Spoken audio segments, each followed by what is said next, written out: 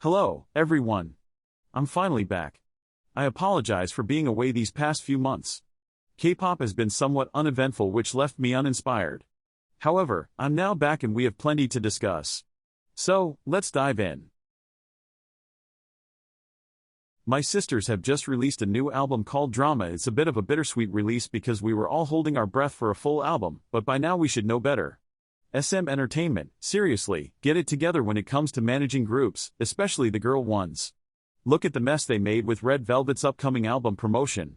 Anyway, even though Aespa's full album seems to be more of a dream than reality at this point, we still have this mini album to enjoy. Let's chat about it, especially the title track Drama. No joke, when the comeback and title track snippet were announced, I was a bit bummed. I thought I wouldn't like it, despite being a huge Aespa fan and Ningning and me being engaged. We're seeing a big shift in Aespa's sound and overall vibe. This is their second real-world comeback, and while I'm glad Aespa doesn't just stick to the same old stuff, I was worried they might stumble when they try to switch things up, like so many groups before them. Spicy was pretty cool, but when the drama chorus snippet was posted on TikTok and I found out it was a real-world concept once again, I was sure we were heading for some dull, I am a bad bitch girl crush concept, which is a concept only Blackpink can pull off and still keep things fresh. But I was wrong, thankfully. I don't know if it's just me, but when I first played the song, my mind went straight to Red Velvet's last album Birthday, especially their B-side Bye Bye. Both tracks have this spooky, Halloween vibe that I'm seriously into. The similarity was even stronger with the B-sides, especially Trick or Treat, which has a chorus that's very similar to Bye Bye. It's not a bad thing, because I love this kind of sound, and Aespa nailed it better than Red Velvet did in my opinion, especially if we compare the two title tracks. But I can't help but wonder if it was on purpose or just SM Entertainment being lazy. Either way, I'm stoked that even with a real-world concept, they're keeping that unique Aespa quirkiness. The music video was also a hit. They nailed the spooky, dark vibe that goes perfectly with the song. I saw some people on TikTok saying that this title track is better than Savage and Next Level. I disagree, but it's better than Girls and even Spicy. All in all, the title track, and the album in general, is a banger, and the girls are killing it as always with their looks and vocals. Also, may I dare say that we were served some of the best rap segments from Aespa in this comeback? The chorus could have been better, but the rest of the song makes up for it. I am just not a big fan of repetitive choruses, but it could be me. In short, they've come through and saved K-pop once again.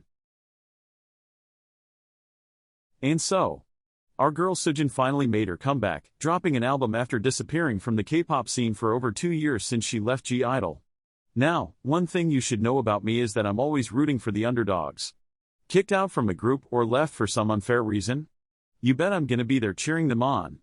My sisters, Jeannie and Chu, can vouch for that. Even though I've never been a hardcore G-Idol stan and to be honest, didn't pay a whole lot of attention to Soojin as a K-pop idol, I was intrigued enough to tune in to see what she would bring to the table.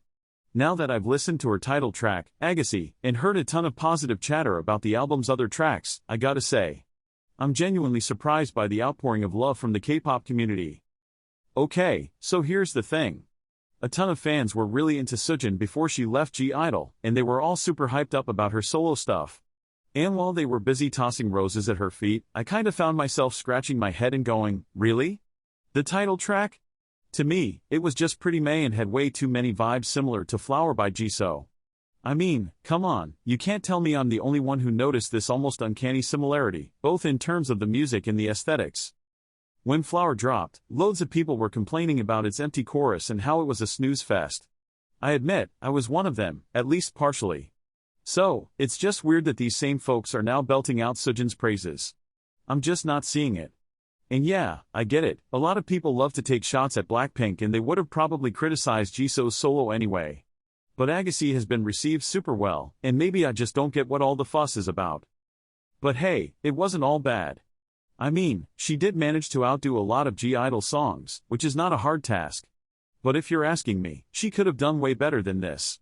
On the plus side, she looked absolutely stunning, and the choice to go for this soft, elegant vibe was pretty solid. It fits the image of Soojin as an idol perfectly. But still, the fact that her title track felt so much like a rehash of Flower left me feeling a bit underwhelmed. I guess we'll just have to wait and see what she does next. So, why oh why aren't more K-tubers talking about Zerobaseone's recent comeback? Like, seriously guys, there's a ton to dissect here and, spoiler alert, it's not all sunshine and roses. If you're a regular on my channel, you know I wasn't exactly drooling over their debut song In Bloom. In fact, I found it quite boring. And while it did grow on me a bit over time, it's still not a song I put on repeat. Now, before you start thinking I'm just being negative, remember, I'm not exactly a fan of most boy group music. So, finding their debut merely boring and not a total disaster, in my book, that's a win. I even appreciated that they didn't take the usual noise music route that so many boy groups are taking these days. Plus, a lot of the members can genuinely sing, which is like spotting a unicorn in the K-pop world nowadays. So, I had some hopes for them and was genuinely interested to see where they were heading musically. But, the moment they dropped the teaser for their title track Crush, I had this sinking feeling.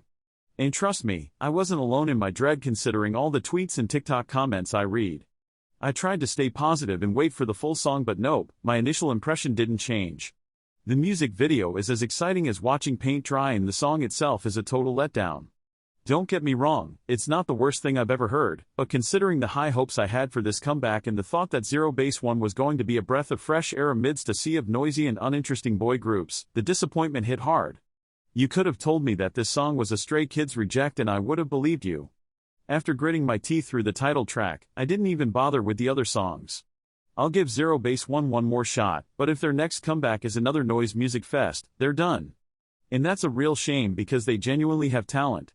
Overall, this comeback was a big fat nope for me. We need to go back to the drawing board. We don't want to end up like Kepler, don't we? So why are we already changing the concept completely after just one comeback? I swear, these K-pop agencies never learn. So, let me know what you think about these comebacks in the comments. Do you agree with me? Also, this is a small channel and every kind of support is very appreciated, so consider subscribing and leaving a like. Bye bye.